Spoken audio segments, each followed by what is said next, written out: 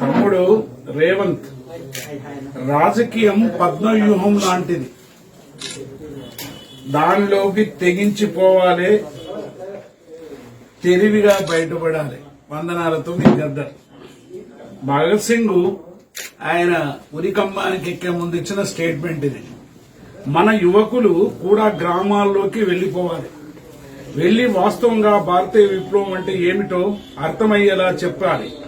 ప్రజలకి రానున్న విప్లవం అంటే కేవలం అధికారుల మార్పిడే కాదు, ఒక సరికొత్త వ్యవస్థ ఉనికిలోకి రావడం. అది ఒక కొత్త రాజ్య పాలన అని వారికి నచ్చజెప్పాలి. అది ఒక దినంలోనో ఒక ఏడాదిలోనో ముగిసే పని కాదు. దశాబ్దం పాటు మాత్ర బలిదానాలతో మాత్రమే ప్రజలు ఈ మహాకార్యాన్ని పూర్తి చేయగలుగుతారు. విప్లవం యువకులే ఈ పనిని సాధించగలుగుతారు. విప్లవకారుడంటే ఒక బాంబో ఒక పిస్తోలో చేతపుచ్చుకున్నవాడని మా అభిప్రాయం కాదు. కాబట్టి మనోడు అన్నాడు కదా, జీవం ఏది గొంతు ప్రశ్నించే గొంతు. సో మీకు ఇస్తున్న పట్టు